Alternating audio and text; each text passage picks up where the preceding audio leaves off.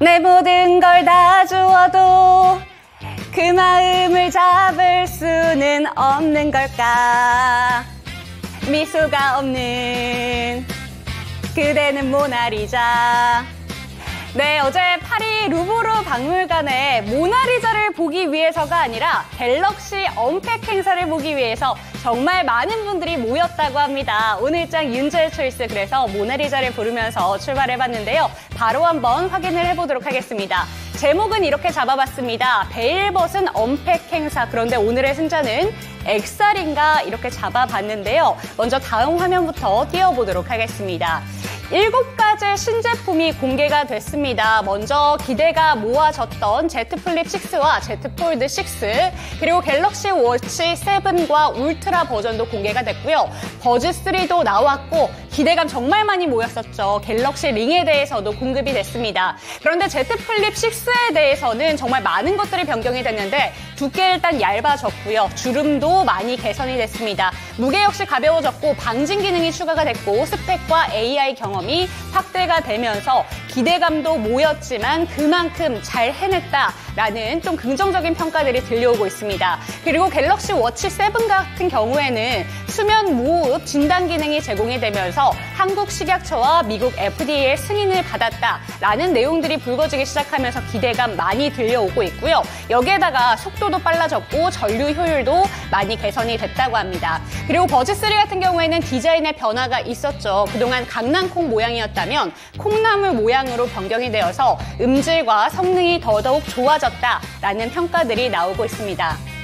그런데 가장 많이 호평이 나왔던 건 아무래도 갤럭시 링이 아닐까 싶은데요. 갤럭시 모든 시리즈 중에서 가장 작은 초소형 폼팩터로 사용자의 건강 상태를 24시간 내내 관리할 수 있다라는 사실이 부각이 됐습니다. 그리고 링이기 때문에 손에 매일매일 꽂고 있어야 되는데 방수 기능은 필수적이죠. 그렇기 때문에 방수 기능 갖고 있다라고 하고요. 한번 충전을 하게 된다면 최대 7일까지 사용 가능한 배터리라는 점도 긍정적인 평가가 나오고 있습니다. 그렇다면 폴드에 대해서도 기대감 올라가고 있고 갤럭시 링과 관련된 종목들도 또 관련된 종목들 급등하지 않을까라는 생각을 했는데 막상 오늘 시장의 주인공이 됐었던 건 XR 관련된 종목들입니다.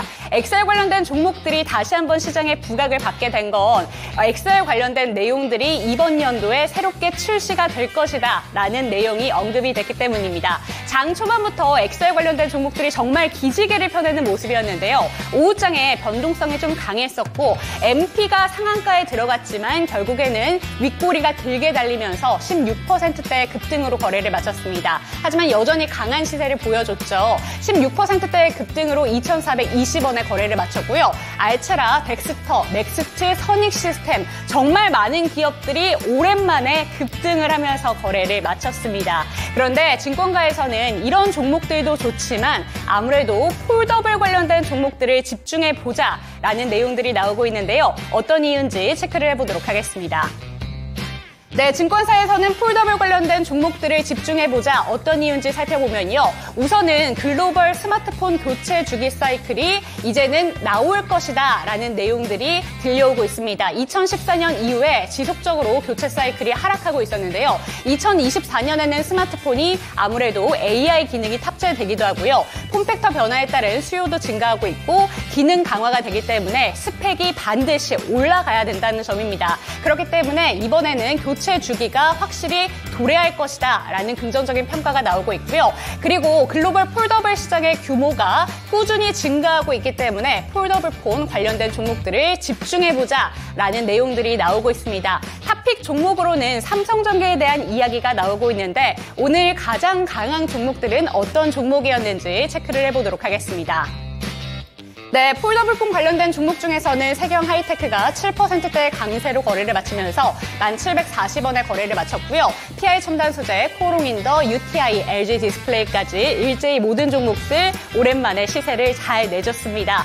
폴더블 관련된 종목들 앞으로 어떻게 대응하면 좋은 건가라는 생각이 드실 것 같고요. 오늘 반도체 종목들도 전반적으로 좀 강한 시장을 보여줬기 때문에 어떻게 대응하면 좋을까 이런 생각도 많이 드실 것 같습니다. 하루하루 정말 변화무쌍한 시장 속에서 오늘 새롭게 등장한 이런 내용들 확인해 보시면서 오늘장 당신의 초이스도 채널 고정해 주시기 바랍니다. 당신의 초이스 채널 고정!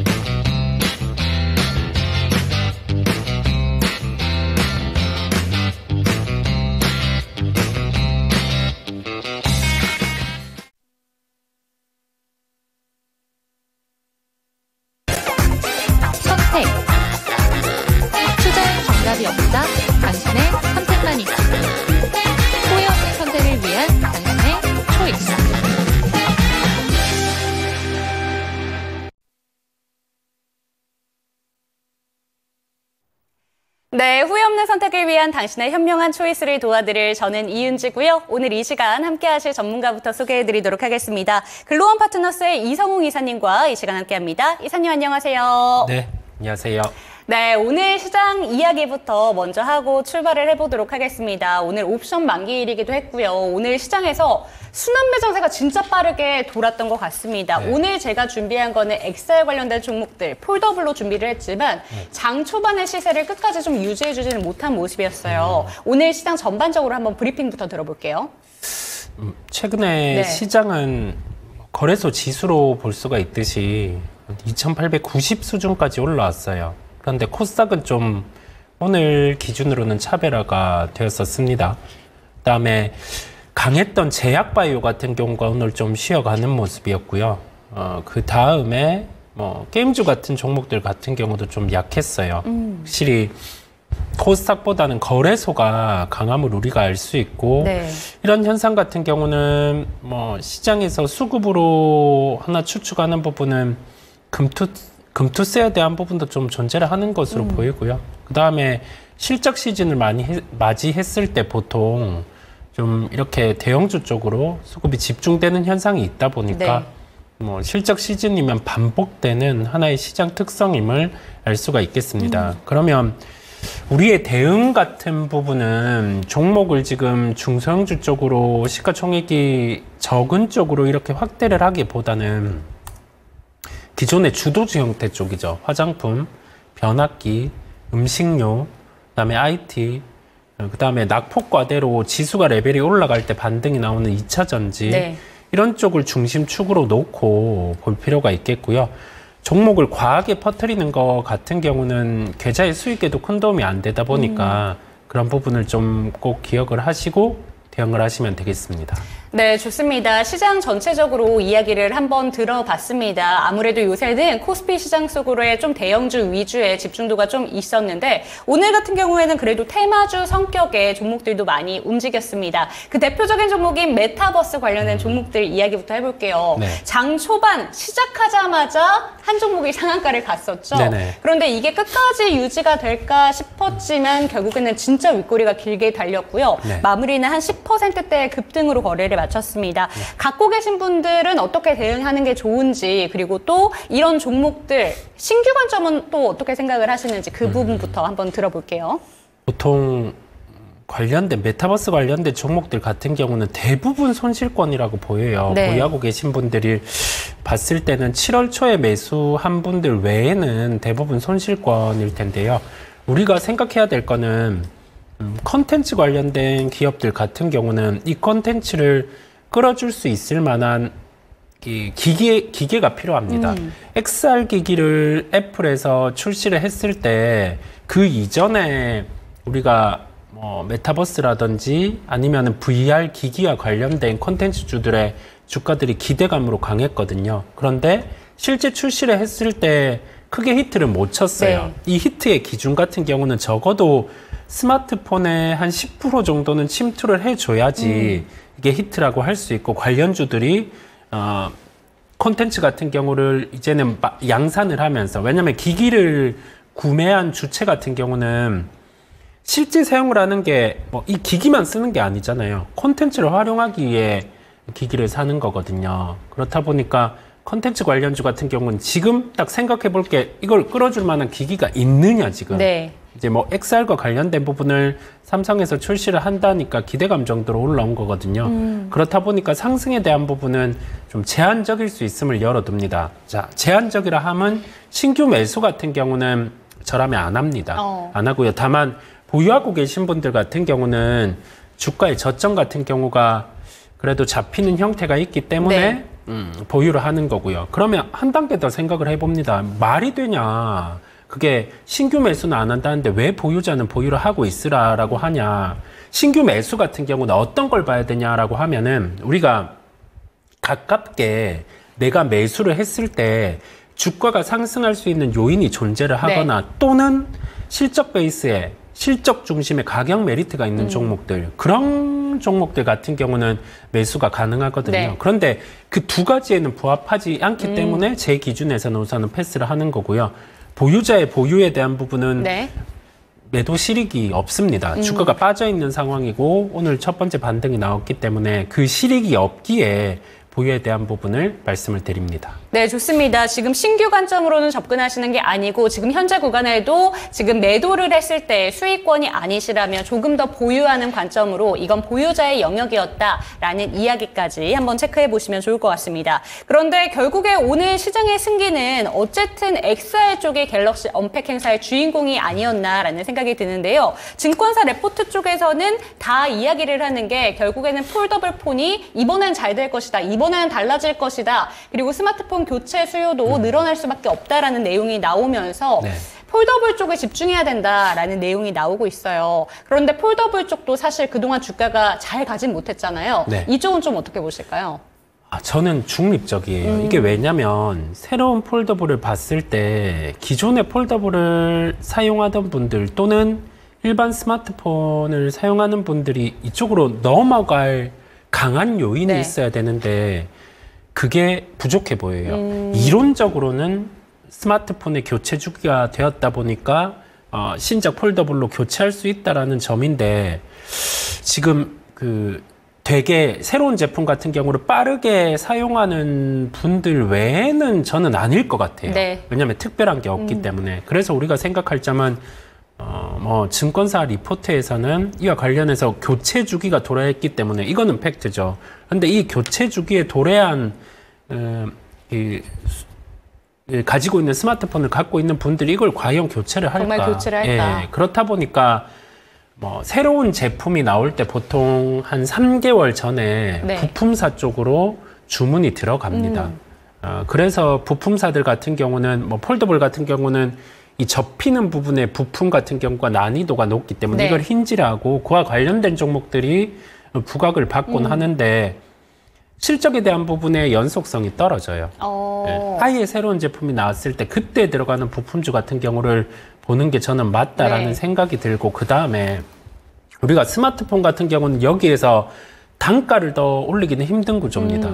100만 원대 정도가 유지가 되는 거죠. 네. 그랬을 때 스마트폰을 만드는 주체가 저라고 하면은 이 가격대 같은 경우를 유지하기 위해 부품을 더 싸게 만드는 쪽을 채택을 할 것 같단 말이죠. 왜냐하면 성능들은 비슷하니까. 그러면 부품사들에게는 남는 마진이 줄어들어요. 네, 그렇다 보니 부품사 같은 경우는 되도록 좀 매매를 안 하시는 게 낫고 난이도가 네. 높음을 말씀을 드릴 수가 있겠습니다. 그럼 이에 대해서 아이폰도 이제 교체 수요에 대한 이야기가 나오고 있는데 아이폰 신제품에 대해서는 좀 긍정적인 평가가 그래도 나오고 있잖아요. 그런데 네. 갤럭시 이번 폴더블 폰에 대해서는 좀 교체 수요까지 가기에는 정말 수요자들의 마음이 동하진 않을 것이다. 조금 다르게 봐야 되는 걸까요? 아니면 아이폰도 똑같다라고 보시는 걸까요?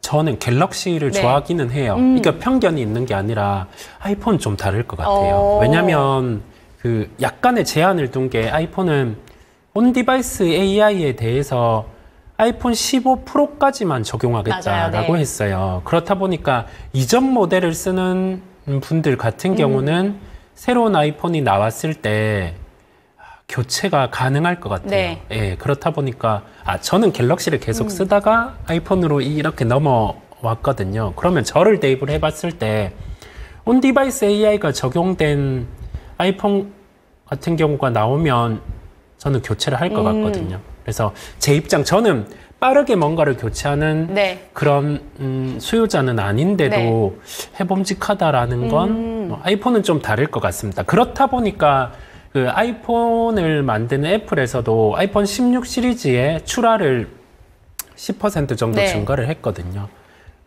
그렇다 보니까 조금 부품 쪽으로는 다른데 역시 이 또한 공통적인 점은 부품사들을 접근하기보다는 직접적으로 제품을 만드는 회사 같은 경우에 접근이 낫다라는 말씀을 드립니다. 네, 좋습니다. 아이폰과 갤럭시에 대한 이야기도 한번 나눠봤습니다. 그런데 이사님이 오시는 날마다 정말 신기하게 반도체 투톱이 잘 가는 날이어서 이 질문만 한번 드리고 싶습니다. 오늘 좀 변동성이 강하긴 했습니다만 반도체 투톱이 오늘 또 나란히 또 신고가를 경신을 했잖아요. 네. 이에 대해서는 좀 어떻게 받아들여야 되는 건가? 좀 어떻게 보셨을까요? 여전히 그냥 네. 나가는 방향, 이게 버블이 있냐 없냐로 판단을 해보면 아직 버블은 아니고요. 그다음에 뭐 실적에 대한 부분을 감안을 했을 때 SK 하이닉스 같은 경우는 지금 거래되는 시가총액 같은 경우가 이제는 한 170조 정도가 되죠.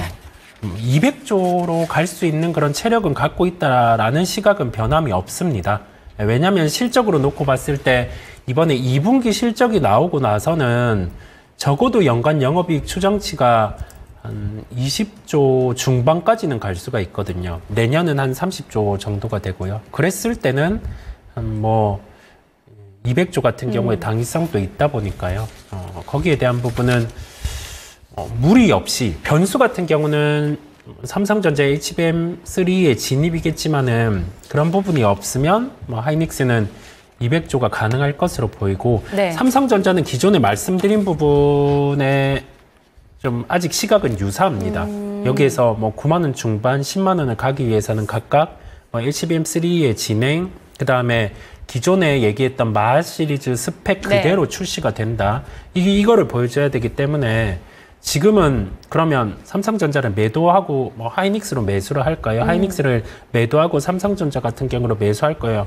이런 접근은 필요 없다라는 생각입니다. 뭐 각 종목을 갖고 계시다고 하면은 아직은 보유를 할 수 있는 거죠. 그러면서 매도에 대한 부분 같은 경우는 약간의 노이즈가 이제 발생을 할 때 실적에 대한 노이즈겠죠. 엔비디아 기준으로 매출 총이익률 같은 경우에 둔화가 나타난다든지 아니면 HBM과 관련해서 시장이 성숙 단계로 좀 마이크론도 진입하고 삼성전자가 진입을 해서 그러면서 이제 단가가 낮아지는 상황들, 그게 도래를 했을 때 단가가 낮아지더라도 어차피 실적은 마지막으로 나올 테니까 그때 시기에 좀 매도를 하는 게 낫다라는 결론이겠습니다. 네, 좋습니다. 그렇다면 이쯤에서 이사님의 두 가지 종목부터 살펴보고요. 어떤 초이스를 해주셨는지도 살펴보도록 하겠습니다. 화면으로 두 가지 종목 띄워주시죠. 한화 에어로스페이스와 스페코 방위산업 관련된 종목으로 갑니다. 어제 사실 방산 관련된 종목들 제가 좀 특징 줄 때 이때 분석을 했었는데 어제 잘 가더니 또 오늘은 잠잠했어요. 그래서 요새는 시장이 정말 손바뀜이 강하구나라는 생각 많이 하셨을 것 같은데요. 특히나 스페코가 오늘 불성실 공시 뭐 이런 얘기가 나오면서 급락장세 펼쳐졌습니다. 그리고 한화 에어로스페이스 보합으로 거래를 마쳤고요. 스페코인지 한화 에어로스페이스인지 궁금한데요. 어떤 종목 초이스하셨을까요? 저는 한화 에어로스페이스를 택했습니다. 그럼 스페코부터 한번 여쭤볼게요. 이 종목이 오늘 공시 때문에 좀 영향을 크게 받으면서 낙폭이 정말 상당했는데 들고 계신 분들도 있으실 것 같고요. 좀 어떤 대응을 하면 좋을까요?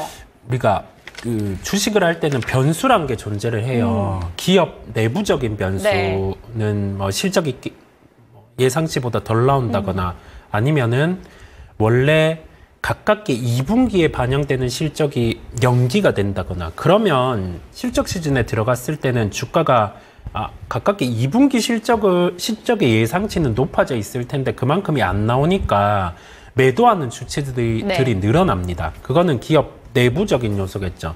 근데 외부적인 요소 같은 경우는 기업의 실적 중심 외의 변수거든요. 이게 뭐 공시 불이행 부분이라든지 그런 부분이 발생을 하면 뭐 특정 점수에 도달을 했을 때는 뭐 거래 정지라든지 아니면은 그 상장 적격성 심사까지 들어갈 수 있습니다. 그렇다 보니 이런 부분이 발생을 하면 시장에서는 여기에서 기업이 적극적으로 좀 이 부분을 해소할 수 있는 걸 내보이기 전에는 주가가 밀리는 특성이 있어요. 그렇다 보니 보통 이 종목 외에도 다른 종목을 보유하고 있을 때 계속 기업에 대한 이슈가 나타나면 그때는 우선 매도를 하고 보는 게 필요합니다. 그걸 기억을 하실 필요가 있겠고요. 스페코는 아스팔트 플랜트 쪽 사업, 그 다음에 짚어주신 것처럼 방산과 관련된 부분의 사업도 있다 보니까 우리가 북한이랑 조금 긴장 관계가 있을 때는 이 종목이 해치 차원에서 반응을 하곤 합니다.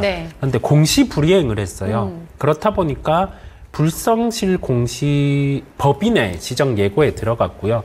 이게 이번 하나로 인해서 바로 벌점이 8점 이상 바로 나타나지는 않아요. 1년 내에 8점 이상 점수를 받으면은 하루 거래 정지가 가능하거든요. 그랬을 때 보통 종목들 같은 경우는 또 그거를 안고 변동성이 커지고는 합니다. 그래서 불성실 공시법인으로 만약에 지정이 되게 되면 여기에서 기간 같은 경우는 보유를 못하고 좀 매도를 해야 되는 부분이 존재를 하거든요. 그래서 이 종목 같은 경우는 제가 택하지를 않았습니다.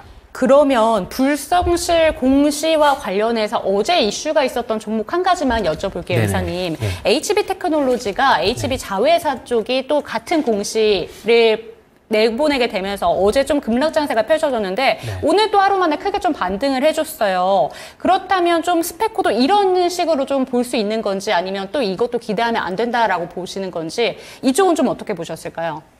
HB테크놀로지는 조금 다른 케이스입니다. 이게 회계와 관련된 부분의 이슈죠. 네. 회계와 관련된 부분의 이슈인데 이게 2023년 매출 영업이익 정정 공시 이런 부분이다 보니까 이와 관련해서 불성실 공시 법인에 채택이 될 수 있어서 이제 시간외로는 우선 매도가 나왔어요. 자, 장중에도 보통 이런 경우에는 이 이슈가 나왔어요. 네. 해석을 우리는 보고 바로 할 수가 없습니다.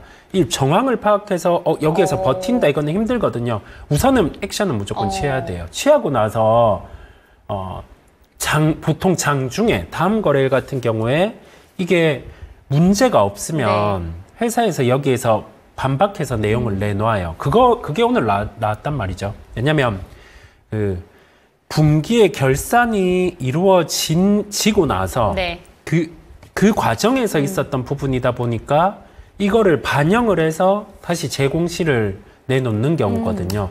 근데 이게 만약에 계속 기업에 영향을 미치게 되면 즉 회계적인 부분에서 문제가 있었다라고 하면 이거를 반영하는 상황이 나타나고 그러면서 환기 종목 형태로도 지정이 될 수 있어요.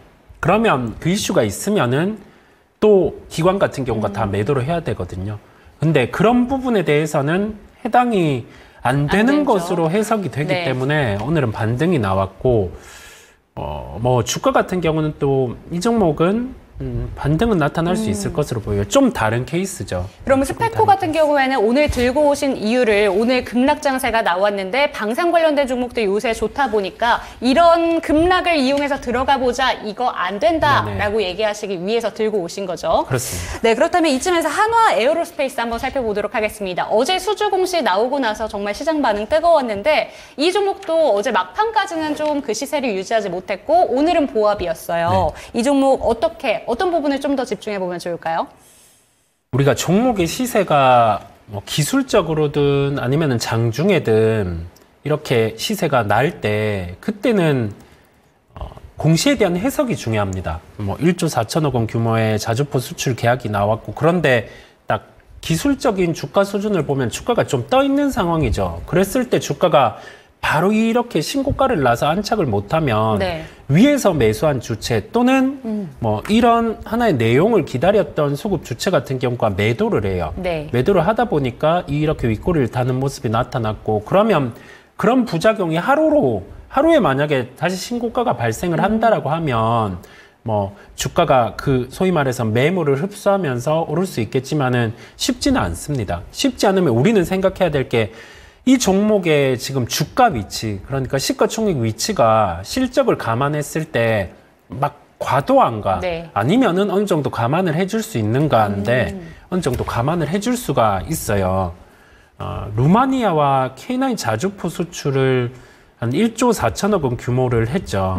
그러면 이게 폴란드 외의 국가로 이제 수주가 확대되었다 보니까 추가로 좀 수주가 나올 수 있는 부분이 존재를 합니다. 다음 같은 경우도 존재를 하고요. 그 다음에 실적에 대한 부분도 2분기 실적이 예상치를 상회한다고 봐요. 예상치를 상회를 한다고 보고 그 다음에 여기 더해져서 수주 잔고를 봤을 때 아직 수주 잔고에서 미반영된 매출 실적들이 있거든요. 그 반영을 감안했을 때는 뭐 무방하게 지금 시가총액 같은 경우는 부여를 받을 수 있게 가지고 가는 거고 그 다음에 분할과 관련된 이벤트가 한 8월에서 9월 정도에 존재를 하죠. 기존에 공시가 되었던 부분. 그 분할을 안고도 보유를 하고 갈 수 있다 보니까 해당 종목 같은 경우는 좀 오늘의 선택을 하게 되었습니다. 네, 그럼 오늘의 선택은 한화 에어로스페이스인데요. 네. 보유자의 영역인지 아니면 여전히 좋다라고 보시는 건지 한화 에어로스페이스가 이번 연도 24년도 들어서만 오늘 종가 기준으로 106% 상승을 했는데 네. 어제 제가 정리를 할 때 살펴봤던 내용이 빅5 방산 종목들을 살펴봤을 때 제일 많이 오른 종목이 또 이 종목이고 반대로 빅5 중에서 제일 안 간 종목 한 가지를 꼽자면 한국항공우주가 제일 좀 못 가더라고요. 네. 이에 대해서는 좀 어떻게 보실까요? 한국항공우주도 나쁜 부분은 없는데 수주에 대한 시차 같은 경우가 존재를 하는 거고요.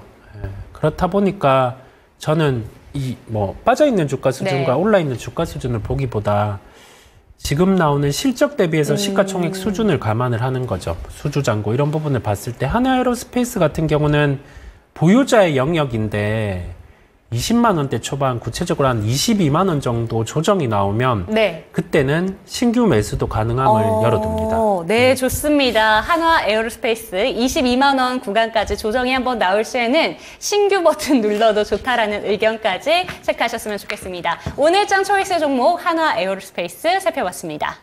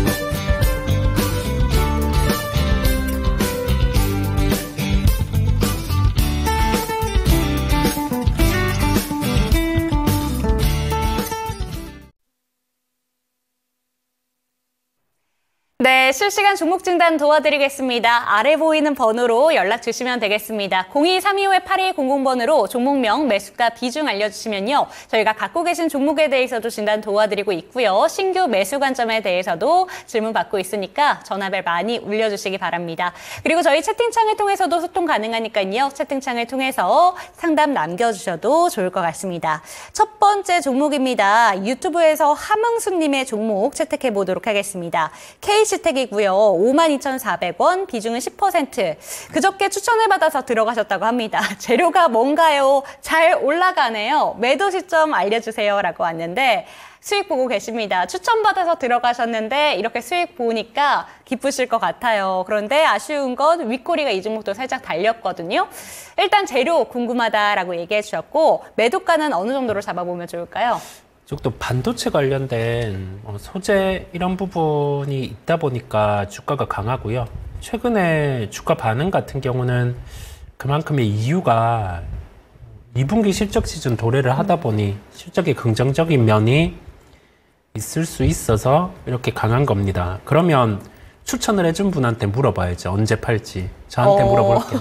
네, 그게 우선은 답인데 네. 제 기준에서 한번 생각을 해보면 지금 뭐 이게 실적 같은 경우가 2분기 실적이 나오고 고점이다 이런 부분은 아닌 것으로 보이고요. 그냥 이게 목표가를 두고 가지고 가기보다 하반기 정도 또는 내년 상반기 정도 시간에 투자가 가능하시다고 하면은 네. 좀 가지고 가보는 그런 전략도 가능한 것으로 보입니다. 그리고 그러면 실적을 세부적으로 한번 감안을 해 볼게요. 보통 영업이익의 체력 같은 경우는 한 600억 정도, 많게는 670억 정도까지 네. 나왔었어요. 그러면 그 부분을 감안을 해 봤을 때 지금 거래되는 시가총액 같은 경우는 한 1조 1000억 정도 됩니다. 1조 원 중반 정도까지 상승도 만약에 오버한다면 한 800억 정도 영업이익이 나온다고 하면 가능하고요. 한 600억, 600억 정도 영업이익 체력이라고 하면은 한 1조 3천억 정도. 그렇다 보니까 가깝게 한 10% 정도의 상승 여력은 네. 좀 추가로 남아 있는 것으로 보입니다. 네. 그러면 이게 한 500, 600억 정도의 영업이익이 나오고 말 거냐 그런 부분은 아니다 보니까 올해 좀 내년 정도까지 저는 시간 투자를 해봐도 되지 않을까라고 네. 개인적으로는 생각이 듭니다. 네, 좋습니다. 우선은 추천받아서 들어가셨다고 하는데 수익 내신 거 축하드리고요. 추천받으신 게 매도가를 물어봐야 된다라는 이런 말씀과 함께 이사님의 이야기는요. 이 종목 같은 경우에는 하반기까지 조금 들고 가면 어떨까라는 의견도 제시해 주셨으니까 이 이야기도 참고해 보셨으면 좋겠습니다. 다음 종목은요. 이사님의 추천주로 한번 가보겠습니다. 유튜브에서 대박잔씨님의 종목이고요. 동양생명 7,100원 10%. 저도 이 종목 기억이 나는 게 당시에 아미코젠이랑 동양생명 들고 오셔서 매각 가능성에 네. 대한 이야기를 저희가 한번 나눠봤었고요. 이 종목 수익 내고 계십니다. 7,000원 단에 들어가셨으니까 선택을 하셔서 좋아 보여가지고 매수를 했는데 이후에 잘 올라가서 매도를 안 하고 있다가 지금이라도 좀 만족을 해야 되나 이런 질문이 올라왔습니다. 어떻게 보실까요? 매각에 대한 진행 부분은 될 텐데 이게 어느 정도 시가총액이 매겨질지는 물음표예요. 네. 그렇다 보니까 좀 변동성이 한번 커졌다가 다시 9,000원 근방까지 반등이 나왔는데 기억해야 될 점은 이게 지금 거래되는 시가총액이 1조 3천억 원 정도가 됩니다. 만약에 2조 원 정도의 매각이 됐어요. 그러면 시가총액 2조 원까지 상승하는구나. 그게 아니라 경영권 프리미엄이란 게 시장에서 한 30% 정도가 감안이 됩니다. 그러면 그거를 생각해 보면 한 1조 4천억 원 정도의 매각이 된 거잖아요. 그래서 한 2조 원 정도의 매각 된다라고 하면 이 종목은 주가는 그땐 빠져요. 네, 그걸 감안해서 생각을 하셔야 되겠고 지금의 대응 같은 경우는 단가를 감안을 했을 때는 저는 한 9,000원 이상에서는 좀 줄여주는 대응 부분, 네. 그 부분을 열어두고 좀 수익을 챙기는 대응, 9,000원 이상에서는 수익을 챙기는 대응 부분을 말씀을 드립니다. 왜냐하면 이 종목 같은 경우가 2조 원 정도의 시가총액 이상으로 매각가를 원하는 주체에서 써내기에는 좀 힘들 것으로 보여요. 네, 그렇다 보니 가격으로는 한 9,000원 정도, 그 정도에서는 주가 조정이 나타날 수 있다고 보입니다. 네, 좋습니다. 동양생명, 아미코젠이랑 비교를 해서 당신의 초이스 종목 두 가지로 비교를 했었던 종목이었는데 그때 들어가셔서 수익을 내고 계시지만 9,000원 이상까지 올라가게 된다면 그때는 좀 비중을 줄이시거나 전량 매도하시는 게 어떨까라고 얘기해 주셨으니까 수익권에서 익절하고 나오시기를 응원해 드리도록 하겠습니다. 다음 종목 살펴보도록 할게요. 유튜브에서 조에이디님의 종목이고요. 재룡산업 살펴보도록 하겠습니다. 1,540원, 비중은 15%. 오늘 거래량이 엄청나네요. 왜 이러는 거죠? 라고 보내주셨는데 재룡전기, 재룡산업 오늘 52주 신고가 경신이 나왔습니다. 전력설비 쪽, 전선 쪽 진짜 꺾이지가 않는 것 같아요. 맞아요. 어떻게 해야 될까요? 오늘 대량 거래 발생한 것도 네. 보통 시장에서 신고가가 나타날 때 이렇게 프로그램으로 매수가 들어오는 경우도 있고요. 그다음에 변압기와 관련된 부분 또는 그와 유사하게 사업을 하는 쪽 같은 경우는 2분기 실적도 예상치는 부합합니다. 네, 그렇다 보니까 좀 이런 현상이 나타난다고 보이는데 오늘 윗꼬리를 크게 달기는 네. 했어요. 이제는 주가 변동성이 좀 커질 수 있는 구간으로 보입니다. 그래서 그 점을 감안을 해야 되겠고 매수 단가 같은 경우가 현재가보다는 약간 위세요.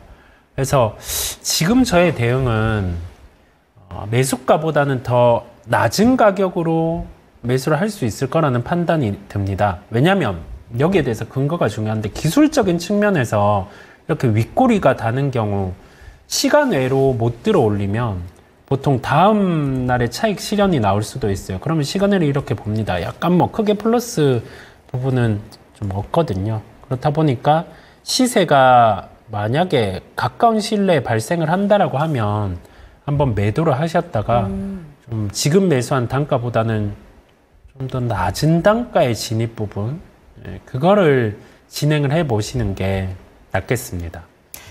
네, 좋습니다. 재룡산업까지 살펴봤습니다. 오늘 좀 집중도가 높았던 종목이 아니었나라는 생각이 드는데 저는 정말 신기한 게요. 저희 시청자 여러분들께서 올려주시는 종목들이 다 또 시장에 반영이 잘 되고 있는 종목들을 다 선택을 하셔서 저희 시청자분들 대단하다라는 말씀까지 함께 전해드리고 싶고요. 다음 종목도 가보도록 하겠습니다. ABC 가나님의 종목이고요. 미코 체크해보도록 할게요. 15,800원, 비중은 20%, 향후에 단기와 중기 전략 부탁드립니다. 이렇게 왔습니다. 평단가랑 별로 차이 나지 않는 종목이긴 한데 최근에 좀 크게 미끄러진 종목이라서 어떻게 하면 좋을까라는 생각이 드실 것 같습니다. 어떻게 보실까요?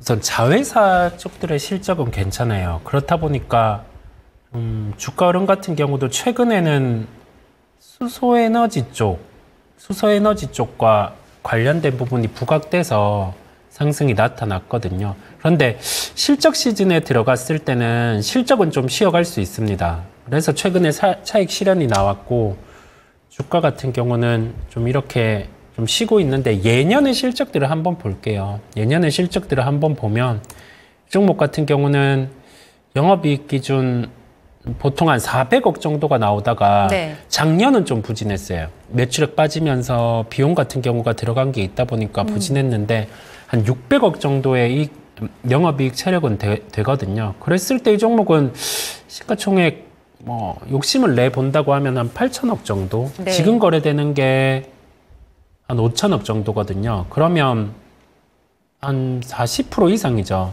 한 60% 정도. 이 정도 실적이 나온다, 그 정도의 실적이 나와준다라고 하면은 상승 여력도 존재를 합니다. 다만 시간 투여가 필요하겠죠. 실적이 예년만큼 나오는지. 그러면 분기 실적으로 한번 쪼개볼게요. 네. 최근에 나왔던 분기 실적을 쪼개보면 1분기 같은 경우는 한 232억 정도 영업이익이 나왔거든요. 실적의 회복이 분기로는 나타났고 계절성 같은 경우가 보통 4분기 실적이 부진한 경우는 있기는 한데 이거는 최근 실적에서는 좀 극복을 하는 흐름이 나타났어요. 그렇다 보니까 지금 2분기 실적이 나오고 나서는 주가가 다시 방향을 위로 결정할 수 있다라고 판단이 됩니다. 그러면 보유를 하고 가볼 수 있는 거죠. 그러면 어느 정도까지 끌고 가면 좋을까요? 미코 같은 경우에는? 뭐 기본적으로 6월 19일에 고점까지는 네. 한번 가보는 거죠. 예, 그렇게 네, 해보시면 좋습니다. 되겠습니다. 네, 미코까지 한번 살펴봤고요. 조금 더 보유하시기를 권해주셨다는 점도 체크해보셨으면 좋겠습니다. 다음 종목도 가보도록 할게요. 유튜브에서 이정원님의 종목 가볼 텐데 동진세미캠 42,500원 10% 추가 매수 진단 부탁드립니다. 이렇게 왔는데요. 이 종목 손실 중이시기도 하고 1분기 때 실적은 우선 잘 안 나왔었잖아요.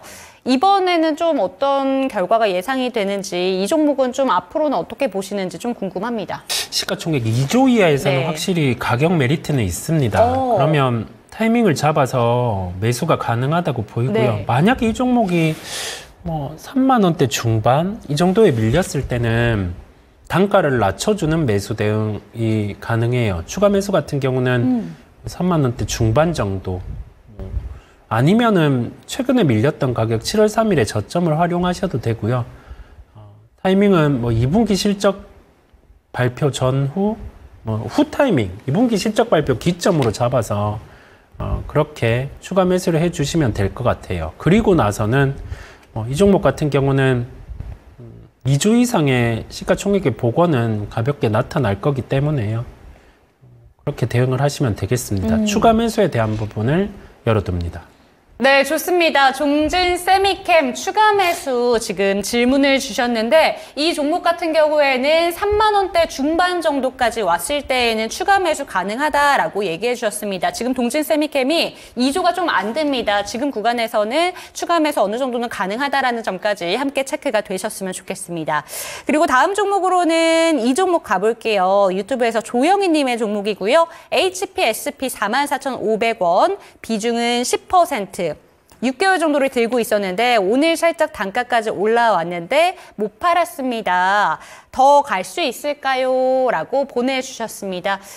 이 종목도 반도체 내에서 좀 길게 오랫동안 조정이 나왔고 오늘 좀 반등하나 싶긴 했는데 오늘의 반등 좀 의미 있는 반등일까요? 네, 의미는 있는데 우리가 생각해야 될 게 이 종목은 변수가 있어요. 지금 약간 기술과 관련된 부분에 소송건이 있다 보니까 그 결과가 부정적으로 나온다라고 하면은 그때는 이 종목은 좀 예전의 실적 같은 경우보다 마진이 많이 빠질 수 있습니다. 그래서 그 결과가 7월에 나올 거거든요.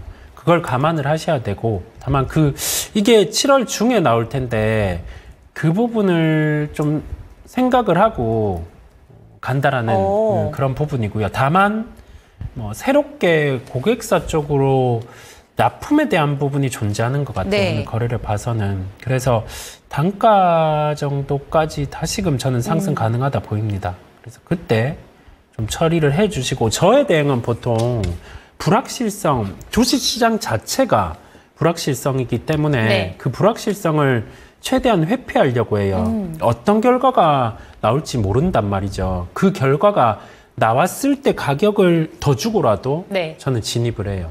그래서 7월에 그 소송과 관련된 부분에 네. 진행 결과 그게 나왔을 때 추가 매수 또는 신규 매수 부분을 열어두고 만약에 그 전에 단가에 왔을 때는 한번 매도를 해준다는 대응을 열어둡니다.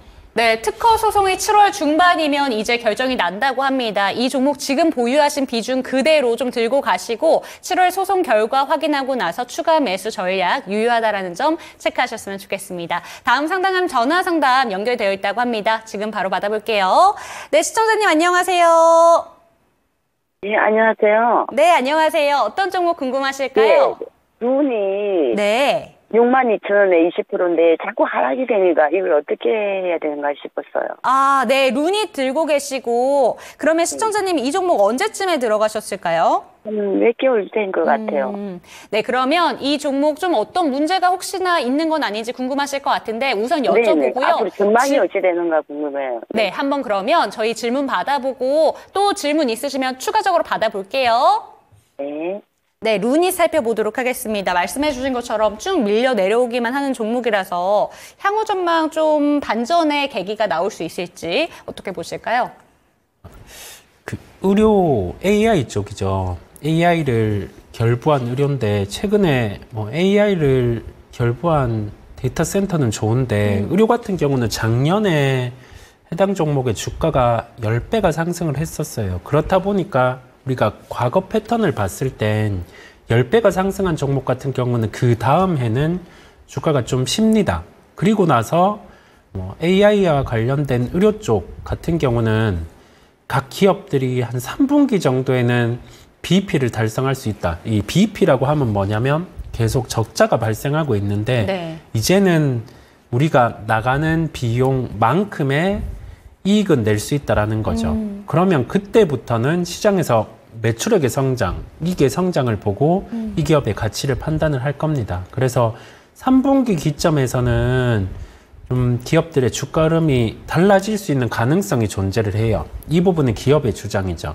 근데 3분기 때 계속 나오는 적자가 있다라고 하면 그 시기 같은 경우는 당연히 내년으로 좀 미뤄질 수 있을 겁니다.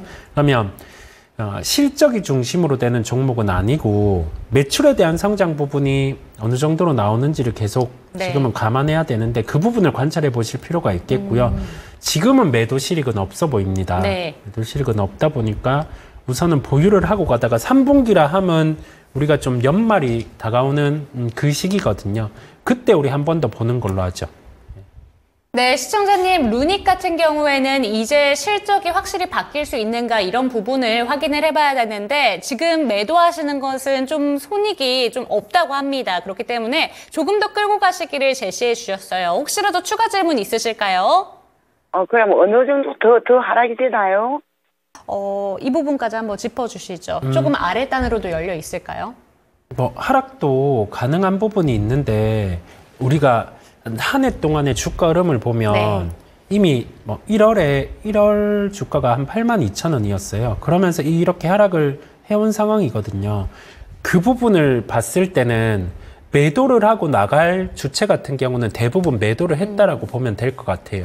그러면 우리가 파는 주체는 우선 나갔고 사는 쪽 같은 경우는 급하게는 안 사는 거죠, 이 종목을. 왜냐하면 시장에서 어차피 한 그쵸. 3분기 정도 실적이 돌아설 때 또는 시장에서 좀 파괴력이 있을 부분들, 뭐 대기업이 의료 AI 쪽을 투자를 단행해서 진행을 한다 이랬을 때는 뭐 주가 반응이 있을 수 있겠죠. 그러면 여기에 대해서 대응 방법은 주가는 제가 보기에는 크게 지금부터는 안 빠진다라는 시각이에요. 할 만한 사람은 다 이미 빠져나갔다. 네. 그러면 반등이 네. 나오는 기점, 대량 거래를 수반했을 때는 어떤 이유를 안고 네. 주가 반등이 이제는 나타나겠죠. 그래서 그 부분, 그 타이밍을 한번 같이 보죠. 네. 네, 시청자님 조금 더 빠질 수 있는지 이 부분이 가장 궁금하실 것 같은데 이 종목 같은 경우에는 이미 매도할 사람은 좀 많이 빠져나간 종목입니다. 그렇기 때문에 열려 있더라도 그 폭이 크진 않을 것 같다고 해요. 그렇기 때문에 이벤트라던가 어떤 모멘텀 들고 올 때까지 조금 더 기다려보자 라는 이야기 해주셨습니다. 도움 말씀 되셨을까요? 네, 좋았어요. 네, 성공 투자하시길 기원하도록 하겠습니다. 네, 루닛 종목까지 살펴봤습니다. 마지막 종목만 한 가지 더 살펴볼게요. 절파고TV님의 종목 JMT까지 살펴보도록 하겠습니다. 6,450원 4% 반등이 잘 안 오는데 손절할까요? 라는 질문입니다. 이 종목만 마지막으로 살펴주시죠. 이쪽이 디스플레이 소재 쪽이다 보니까 이쪽은 OLED 같은 경우 또는 대형 OLED죠. TV 같은 경우가 좋아질 때 좀 부각을 받아요. 조금 주가는 쉬고 있는데 지금쯤 손절하면 좀 후회하리라 보이고요. 만약에 주가가 5,000원 초반, 지금 가격이랑 비슷해요. 그 정도의 조정이 나오면 4% 비중이시니까 여기에서 뭐 10%에서 20% 정도까지 늘려줘도 되겠습니다.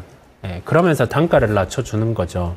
그리고 6,450원 정도의 매수였잖아요. 그러면 지금 가격까지 좀 적은 비중이라도 방치를 하면은 안 됨을 말씀을 드려요. 왜냐하면 주가가 밀려 내려가는 그 과정 안에서 기준을 갖고 주양 가격대가 깨면 좀 줄여주는 대응이 필요하거든요. 그렇다 보니까 우리가 모든 종목의 중심 같은 경우는 실적에 대한 기준, 그게 필요함을 한 번 더 강조를 드려요. 결론은 5,000원대 초반, 뭐 지금 비슷한 가격 또는 최근에 밀렸던 가격이 7월 8일에 5,250원 정도였거든요. 네. 그때는 왔을 때는 한 10% 중반까지 또는 20% 정도까지 추가 매수를 해서 단가를 낮춰주는 대응. 그러면 충분히 좀 수익권으로 매도를 하실 기회를 줄 것으로 보입니다.